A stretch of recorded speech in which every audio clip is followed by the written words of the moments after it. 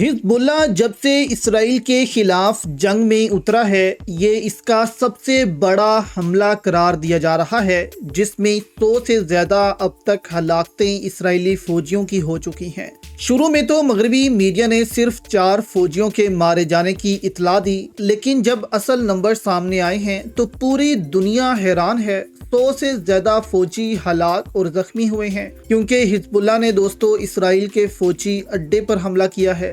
हमले के विजुअल्स आप देख सकते हैं कि पहाड़ी इलाकों में ये फौजी अड्डे बनाए गए थे, जिस पर हिजबुल्लाह ने ड्रोन हमले किए हैं। अब ये विजुअल्स आप देखें कि इस कदर हमला शदीद था कि एम्बुलेंसेस के बाद हेलीकॉप्टर भी मंगवाए गए, क्योंकि कई फौजियों की हालत बहुत ज़्यादा ख़राब हो गई थी।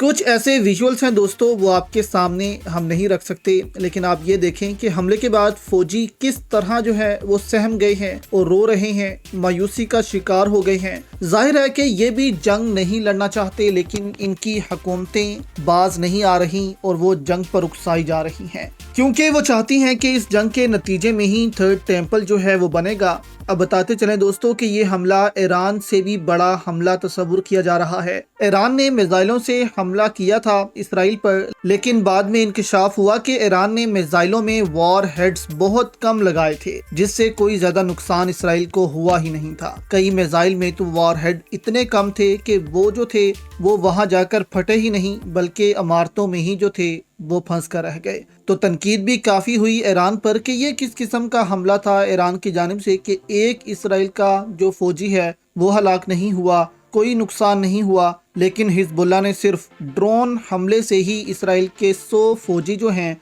वो मार दिए हैं। अब इसी दौरान दोस्तों यूनाइटेड नेशन की जानिब से भी एक बयान जारी हुआ है कि इसराइली फौजी जो हैं वो ज़बरदस्ती United nation peace keeping force जो है उसको पीछे हटाकर लुबनान के अंदर दाखिल होने की कोशिश करते रहे हैं। यानी कि इस वक्त लुबनान की कई सरहदों पर जो है वो यूएन पीस कीपिंग फोर्स मौजूद है, ताकि दोनों ममालिक एक दूसरे के खिलाफ जो हैं वो जंग में ना जा सकें। लेकिन यहाँ पर इसराइल जो है वो यूएन पीस कीपिंग फोर्स को भी जो है वो नहीं छोड़ रहा। ये भी वाज़ह है कि यूएन पीस कीपिंग फोर्स में पाकिस्तानी फौज के जवान भी शामिल होते हैं। तो देखना यह है कि क्या अब पाकिस्तानी फौजी इसराइल की इस जाहरियत को लुबनान में रोक सकेंगे या नहीं। जबकि ये भी कहा जा रहा है कि इसराइल के हमलों की वजह से भारतीय फौजी जो इस पीस कीपिंग फोर्स में शामिल हैं वो भी बहुत ज़्यादा मुतासिर हो रहे हैं, और कई बार तो इसराइली हमलों में भारतीय फौजी भी जो हैं वो जख्मी हो जाते हैं।